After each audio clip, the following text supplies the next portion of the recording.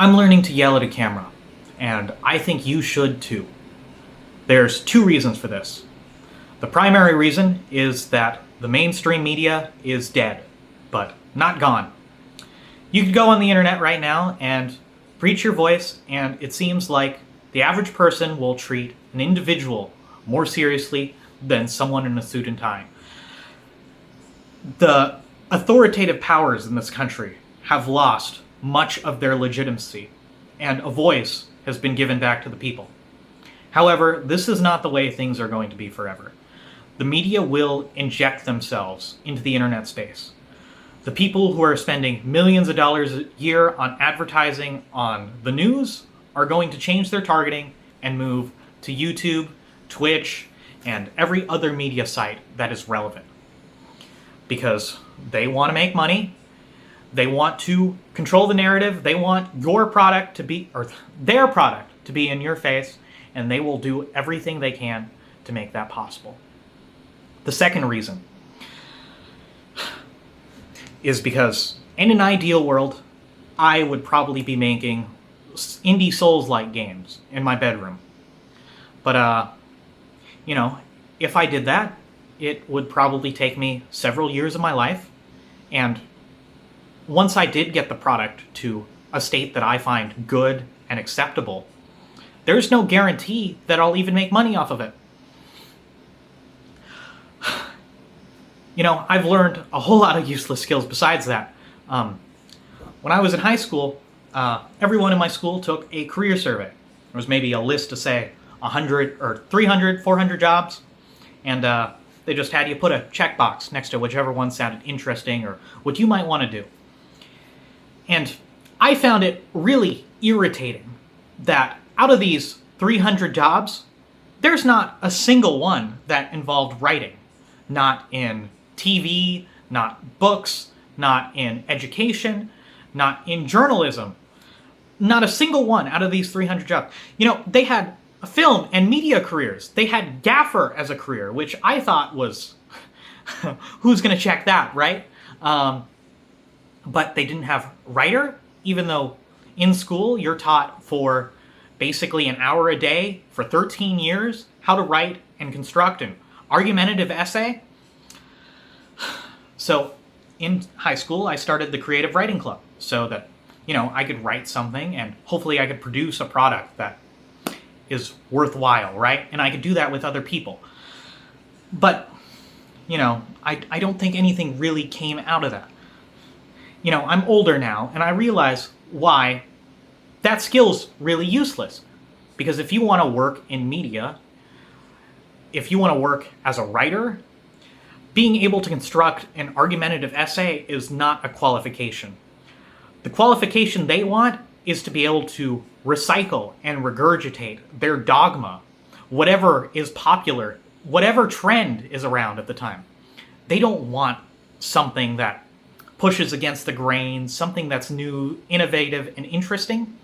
They want to churn out slop and make something that people will feel comfortable with and passively enjoy. So, yeah, I feel like writing was a worthless skill. But, if I speak into a camera, it only takes me a few minutes of my time. I could upload it to the internet, and if it gets 0 views, well, it got 0 views. I have instant results. I don't have to wait the 4 years for my game to be finished to know whether or not I'm a success or not. I could do this in a short matter of time, and so can you. Now, a particular aspect that I want to talk about is dogma. There is so much dogma in our current society and in the authoritative press. One aspect of dogma that really bothers me in particular is dog whistles. I hate the term dog whistle because it's a very loaded term. You see, you could take a small part of someone's argument or identity or even a mannerism, something that they might do with their hands, and say, that is associated with this group, this ideology, we don't like that, and their ideas should not be taken seriously because they associate with that group. And it seems so disingenuous to me that you can't take someone's argument and deconstruct it and find the flaws in it as opposed to just saying, hey, you're part of this disgusting group, intolerable, shut up. The term dog whistle, I think, could be argued, is a dog whistle, because, the people who use that term are generally very bad. But I don't want to say all those people, because, you're pushing the same dogma if you say all these people are bad. I do like the term mining canary a little bit more. You could split hairs here because, in a sense, the two terms functionally mean the same thing. If there is this mining canary, you should be very skeptical of it. Because that mining canary just died. You might be dying of a gas leak soon. That's pretty bad. However, a mining canary is not an open invitation to reject someone's ideas totally. It's telling you to think with a critical eye and actually examine the structure of their argument, the output of their work, instead of outright disassociating with them for one minor thing they might have done or said.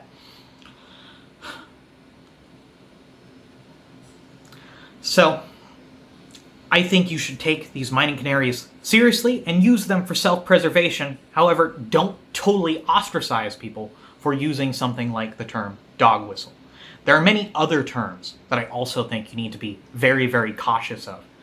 The words grifter, Nazi, mis or disinformation, any emotional language or any authoritative language or data without context to thoroughly assess that data, I think should be examined thoroughly, but should not be taken at face value. I don't think those words or methodologies are always used in a bad or disingenuous ways. There are real Nazis out there. There are real grifters out there. However, when you hear those terms, are these people really grifters, or are they just trying to smear them and smear their character so you don't look at their ideas that oppose whoever's calling them out? A really big one is think of the children, right? We need to ban this or get rid of this, because think of the children. Think of what happened. Think of what might happen to them if we don't. Now, it's not enough just to point out the problems with the filthy, filthy smear merchants and to tell the truth. But we actively need to be building towards the better world in some sense. If there is one singular government policy that I can affect or change, I would like there to be a 3D printer in every household in this country. So you might... If there's one singular government policy I can change or affect, I would like there to be a 3D printer in every household in this country. Each one with the capability to be used offline, be untraceable, with no artificial, digital, or legal limits on what can be manufactured with that printer. Because it's necessary that every person in this country owns some parts of the means of production. Especially in a world where a managerial class is increasingly consolidating power. I want to show you a few of the things I've printed. And you might think they're a little bit silly. However, I think there's value in them. And I want to explain to you why there's value in them. Here's a wooden pot that I've made. Yes, it's made out of wood. It's like a plastic wood. It's stained. It looks really nice, I think. If you bought something like this from Lowe's, it'd probably be about $10. But I made it for cents. It's about Christmas ornaments. You probably just put up or put away a Christmas tree. How much did you pay for these? I paid cents. Now, you might think little plastic trinkets and toys are kind of insignificant. And in a sense, they are, kind of, but I'm sure you probably bought some plastic trinket recently. So I do think there's some inherent value there. I don't think the appeal to triviality makes much sense, but there is real, meaningful, and valuable technology you could create. This is one of a dozen full-body VR trackers that I've created. You see, it's just the housing, right? And I put these boards together, soldered them, uploaded a program and all that. If I bought a set of a dozen trackers, it probably would have cost me about $1,000. But for the printer and the boards inside of these things, it probably cost me a little less than $300 for all the parts for the trackers, and the printer itself was $300. So, there's a $400 difference there. And, I maybe spent 3 hours of my time putting together these boards, but ultimately, I think I make a lot less than, that $400 difference. I make a lot less than $133 an hour, so I think my money was well spent. Plus, I get to have all these other trinkets that I made. And there's infinitely more uses. And a lot of these uses can be considered pretty dangerous. This is a dual cigarette adapter. You see? You can put 2 cigarettes in the front. You can smoke 2 cigarettes at the same time. Yeah, that's bad. That's dangerous. Here, I've got another for you. I dropped the other piece, but 3D printed iron sights. Obviously, we know what Luigi allegedly did. And, I think what he did is probably very emotionally cathartic for a lot of people, but I don't think a lot of people think about the second-order consequences of what might happen to that. Because ultimately, I don't think anything's going to happen with the healthcare system. However, I think people will draw attention to his 3D printed gun. And they will use that to say, hey, look at this terrorist. We can't let stuff like that happen again. So instead of reforming the medical system, they will take away the means of production from you. They will take away the 3D printer so that something like that could never happen again. And they will say, hey, think about it when the gun's in your face. And I do think it's a dangerous escalation and stuff like that could happen. But ultimately, they will step on your individual rights to produce, to manufacture, to own something such that the masses can feel satiated, such that the masses can feel protected, even if there's a small, small minority that are doing harm to others with it. Yeah, it is a little bit dangerous, but where's your sense of personal responsibility? And if you think that's dangerous, think of how dangerous it'll be when all corners of manufacturing is taken. You see, you could say, hey, maybe my methodology is wrong. Maybe you shouldn't have a 3D printer if you don't like the big box stores that are consolidating every aspect of the consumer economy into themselves. Maybe you should go shop at the mom and pop stores. But frankly, I think that is fantasy economics. You go to Walmart and buy something for half the cost of the mom and pop stores.